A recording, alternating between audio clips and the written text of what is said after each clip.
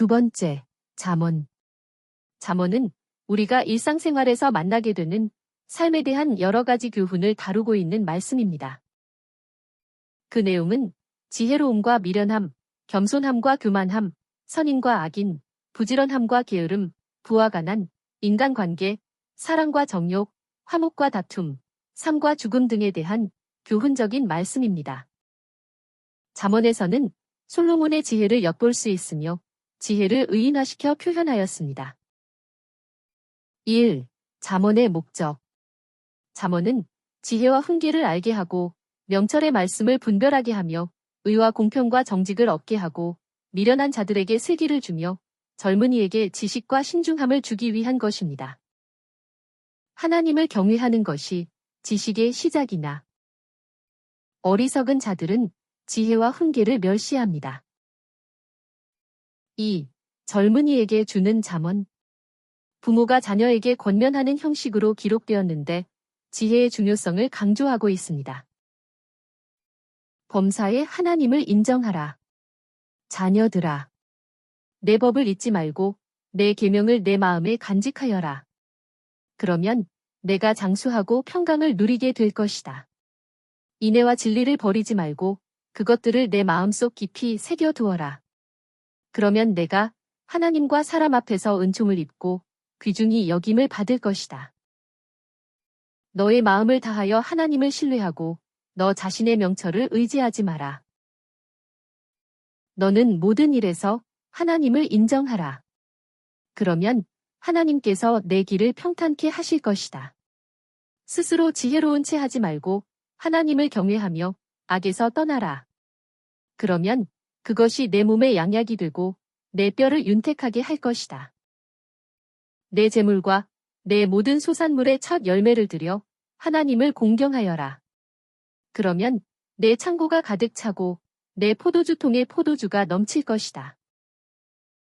자녀들아, 하나님의 훈계를 거역하지 말고 그분의 책망을 싫어하지 마라. 내 아들아, 어찌하여 음행하는 여자를 사모하며 부정한 여자의 가슴을 껴안겠느냐. 하나님께서는 사람의 길들을 지켜보고 계시며 그 모든 길을 주목하신다. 간음하는 자는 지각이 없는 사람이니 간음하는 자는 자신의 영혼을 파멸시키는 자이다. 그는 상처와 수치를 얻게 되고 그의 부끄러움을 씻을 수 없을 것이다. 이는 남편이 질투에 불타서 복수하는 날에 용서치 않을 것이며 그는 어떤 보상도 받으려 하지 않을 것이다. 하나님께서 미워하시는 것, 곧 그 마음에 싫어하시는 것이 6, 7가지이다. 교만한 눈, 거짓말하는 혀, 무죄한 사람의 피를 흘리게 하는 손, 악한 흉기를 꾸미는 마음, 빨리 악으로 달려가는 발, 거짓말을 쏟아내는 거짓 증인, 형제 사이를 이간하는 사람이다. 지혜의 시작. 하나님께서 그분의 일을 시작하시던 태초, 즉 하나님께서 모든 것을 지으시기 전에 이미 하나님께서는 나와 함께 계셨다. 영원전, 태초의 땅도 생기기 전에 나는 이미 세움을 받았다. 깊은 바다가 생기기도 전, 물이 풍부한 샘들도 없었을 때 나는 이미 태어났다. 산들이 세워지기 전, 언덕들이 있기 전에 나는 이미 태어났다. 하나님께서 땅과 들판과 세상의 첫 티끌조차 만드시기 전에 하나님께서 하늘을 지으시고 깊은 바다 둘레의 경계선을 그으실 때에도 내가 그곳에 있었다. 하나님께서 위로 구름을 두시고 깊은 샘을 확정하실 때 바다의 경계를 정하시며 땅의 기초를 정하셨을 때 나는 그분 곁에서 창조자였고 매일 기쁨으로 충만하였으며 항상 그분 앞에서 즐거워하였다. 나는 그분이 만드신 온 땅에서 즐거워하며 그분이 지으신 사람들을 내 기쁨으로 삼았다. 나를 찾는 사람은 생명을 얻고 하나님께로부터 은총을 받을 것이다. 그러나 나를 잃는 사람은 자기 생명을 해치는 사람이며 나를 미워하는 사람은 죽음을 사랑하는 사람이다.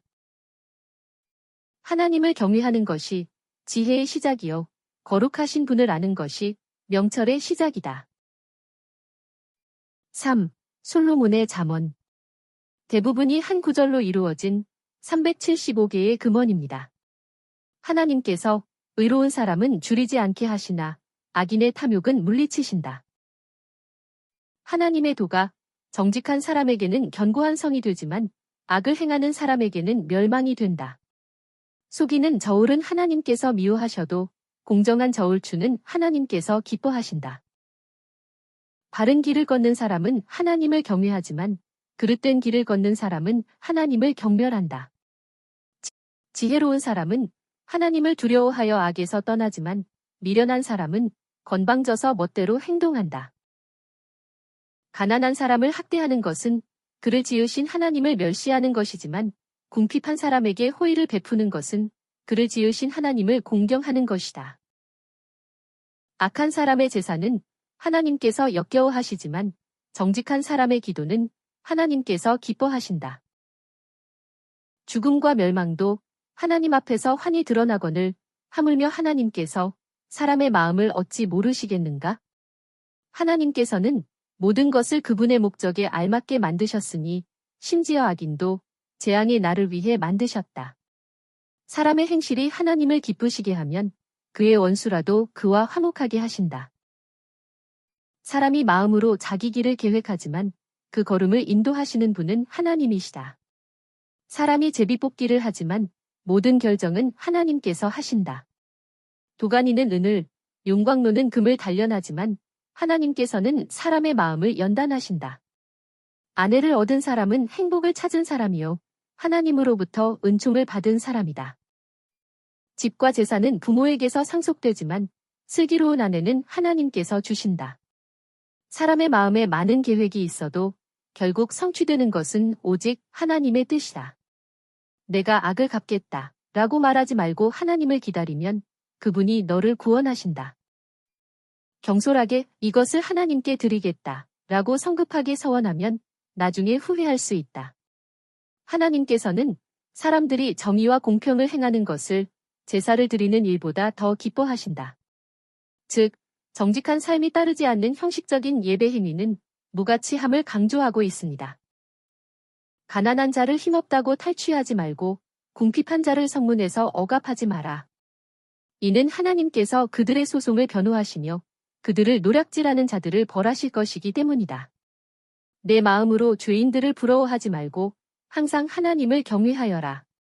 그러면 분명히 내 미래가 있겠고 내 소망이 끊어지지 않을 것이다. 원수가 넘어질 때에 기뻐하지 말고 그가 쓰러질 때에 즐거워하지 마라. 하나님께서 그것을 보시고 기뻐하지 않으셔서 그 진노를 너에게 돌이키실까 두렵다. 4. 히스기야의 신하들이 편집한 솔로몬의 잠언. 이것은 주로 사람들과의 관계와 여러 행함에 대한 잠언들입니다. 내 원수가 굶주리거든 먹을 것을 주고 목말라 하거든 마실 물을 주어라. 그리하면 너는 그의 머리에 숯불을 쌓아놓는 것과 같으니 하나님께서 너에게 보상하실 것이다. 악한 사람은 공의를 깨닫지 못하나 하나님을 찾는 사람은 모든 것을 깨닫는다. 탐심은 다툼을 일으키지만 하나님을 신뢰하는 사람은 부유해진다. 5. 아굴의 잠언. 하나님께 두 가지를 간구하오니 제가 죽기 전에 그것을 이루어 주십시오. 곧 허황된 거짓말을 저에게서 멀리하여 주시고 저를 가난하게도 부유하게도 하지 마시고 오직 필요한 양식으로 저를 먹이소서. 제가 배가 불러 하나님을 부인하면서 하나님이 누구냐? 라고 말할까 두려우며 제가 가난해서 도둑질하거나 하나님의 이름을 욕되게 할까 두렵습니다. 6. 르무엘 왕의 잠언. 르무엘 왕의 어머니가 르무엘에게 교훈한 말씀입니다. 내 아들아, 내 힘을 여자들에게 쏟지 말며 포도주와 독주를 삼가라. 오히려 너는 입을 열어 정의롭게 재판하고 가난한 자와 궁핍한 자들을 위하여 변호해 주어라. 현숙한 아내는 오직 선행으로 남편을 도우며 부지런히 손을 놀려 즐거이 일한다. 또한 새벽 전에 일어나서 가족들에게 음식을 차려주고 여종들에게 일을 정하여 맡긴다. 그리고 가난하고 궁핍한 사람들을 돕는다. 고운 것도 거짓되고 아름다운 것도 헛되지만 하나님을 경외하는 여자는 칭찬을 받을 것이다. 세 번째, 전도서. 전도서의 내용은 솔로몬이 하나님에게서 멀리 떠났다가 다시 돌아온 후에 타락한 세상 가운데 있는 인간 생활에 대하여 기록한 것입니다. 솔로몬은 자신이 타락한 인간의 삶을 경험해 보니 그것은 바로 사람이 추구하는 모든 것들이 헛되다는 것입니다. 즉, 사람들이 물질, 명예, 권세를 추구하다 보면 쾌락주의에 빠지게 되고 결국 모든 것이 헛되다는 허무주의에 빠지게 된다는 것을 보여주고 있습니다. 그래서 솔로몬은 청년들에게 청년이여, 내 젊음을 기뻐하고 청년의 때에 내 마음을 즐겁게 하여라. 내가 가고 싶은 데 가고 보고 싶은 것을 보아라. 그러나 이 모든 일들에 대하여 하나님께서 심판하신다는 것을 기억하라 라고 충고하면서 솔로몬은 다음과 같이 결론을 말해주고 있습니다. 내 아들아, 이런 것을 조심하여라. 책을 쓰는 것은 끝이 없고 공부를 많이 하는 것은 몸을 피곤하게 한다. 내가 들은 모든 것의 결론은 이러하다. 너는 하나님을 경외하고 그분의 명령을 지켜라. 이것이 사람의 본분이다. 이는 하나님께서 모든 행위와 모든 은밀한 것들을 선이든 악이든 심판하실 것이기 때문이다. 네 번째, 아가서. 아가서는 한나라의 왕인 솔로몬과 소작 농부의 딸인 술람미 여인과의 순수한 사랑을 표현한 것으로서 오페라의 형식으로 기록되어 있습니다. 유대인들은 이집트에서 구원해 주신 하나님의 사랑을 기억하기 위해서 아가서를 6월절에 읽었습니다. 아가서를 보면 하나님께서 우리를 사랑하시되 신랑이 신부를 사랑하듯이 사랑하신다는 것을 알 수 있습니다. 아가서는 주님을 사랑하는 사람이 체험할 수 있는 4단계를 묘사하고 있는데 그 내용을 요약하면 다음과 같습니다. 1. 주님을 사랑하는 자는 주님의 사랑에 빠져서 주님을 따르는 자입니다. 2. 주님을 사랑하는 자는 십자가를 통하여 자아를 처리할 수 있도록 주님께 부르심을 받은 자입니다. 3. 주님을 사랑하는 자는 주님의 부활 안에서 새 창조물로 살아갈 수 있도록 부르심을 받은 자입니다.